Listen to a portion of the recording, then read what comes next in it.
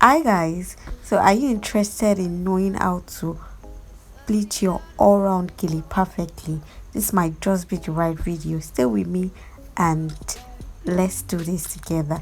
So first off, I'm going to be making my base pleat.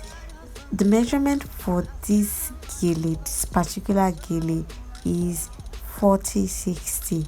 60 for the longer flap and 40 for the shorter flap, and I used this measurement because this is the technique for bridal gele. So you can use this exact technique for a bridal gele. It's just that your bridal gele is going to be bigger.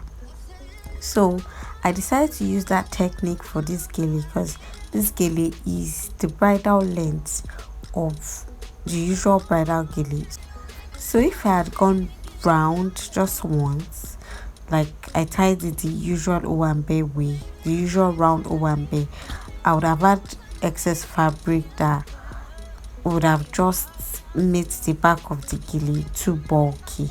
So I decided to do this the usual bridal way.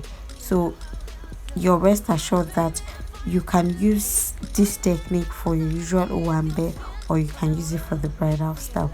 Now what I'm doing here is I am trying to align my pleats at the back, so I'm trying to tidy the back. It is very important for you to tidy the back of your gele. Don't just fold it anyhow.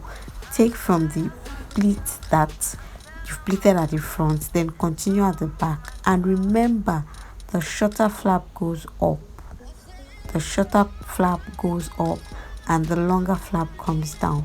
Please, you need to understand this so that at the end of your gele you will not have issues. So I'm holding on to the shorter flap and I'm trying to make just 4 base pleats.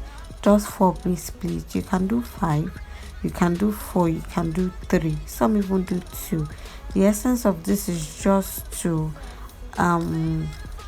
save fabric. I don't know if you understand what I'm saying, but it's just to like go round and use the fabric so you don't have an unnecessary bulk at the back of your gele. So after doing these 4 base pleats and making sure that they are firm, please make sure they are firm, then you directly put your 60 flap over it like I'm doing here. So at this point you could decide to start pleating from the side and just stop at the middle, or you could decide to take it to the end and tell your model or your client, your bride, whoever, to hold it for you like I'm going to do now. So from here I'm just trying to free the fabric so that there can be enough space. Do you understand? So the fabric can be really flexible for me to pleat. So yeah, I start to pleat from the middle to the side. Please, it's really important to pleat to the end of your gele. Like you can see where my hands are. Please pleat to the end, pleat to the end, so that your pleats can be secure. So once you pleat to the end, you're sure you have firm pleats that will not fall off or that will not scatter at the end of the day. So as you're pleating, you can decide to pleat to the end like I'm doing, or you can decide to stop halfway till you're done pleating one side. But just watch what I'm doing and follow all the procedures and steps I am using to tie this gele. Definitely you cannot go wrong with this procedure.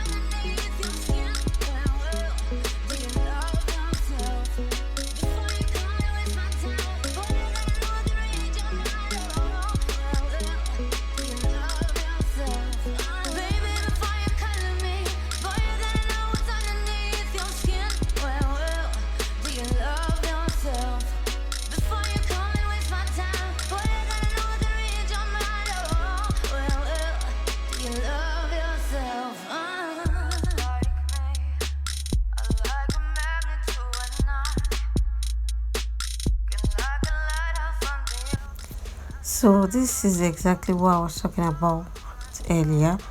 I have pleated one side to the middle. Now I come to the back to arrange the back.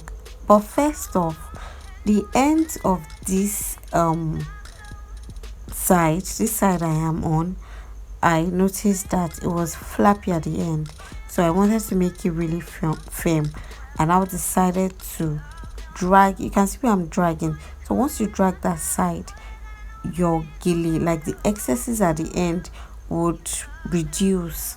So you can drag it as much as you want, but please don't over drag it so that your gele will not become too small or you will not lose your pleats. So yes, I'm just trying to tidy the back of the gele, and this I'm bringing this part. I would be knotting it with this other end of the gele.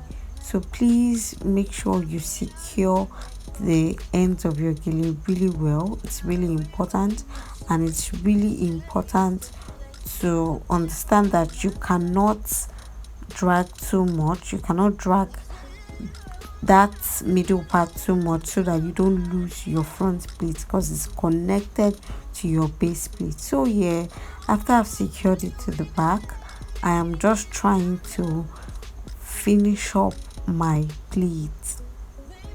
So I start to go, I continue from where I stopped. It is very important to pick all the pleats, please. Pick all the pleats so you don't have problems at the end of the day.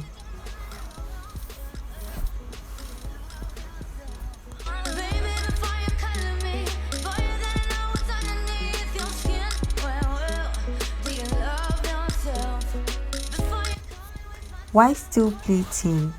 If you are enjoying this video, or you usually enjoy my videos and you have not subscribed to my channel, please, I need to subscribe to my channel and give all my videos a thumbs up. Please, I need you to give my videos a thumbs up so it can reach other people. And you definitely can drop any comment you want, any gele style you want me to tie, any tutorial you want me to tie. I'll definitely do it for you, and I hope that you subscribe now.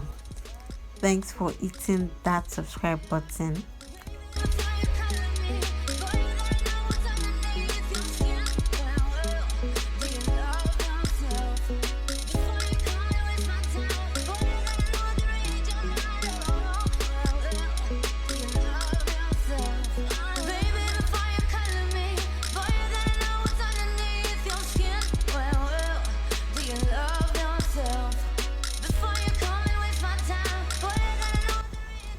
So I'm securing the end of my pleats and making a second knot. So I'm just tying the gele the second time, and I mean knotting the gele the second time, and adjustments here and there, few adjustments.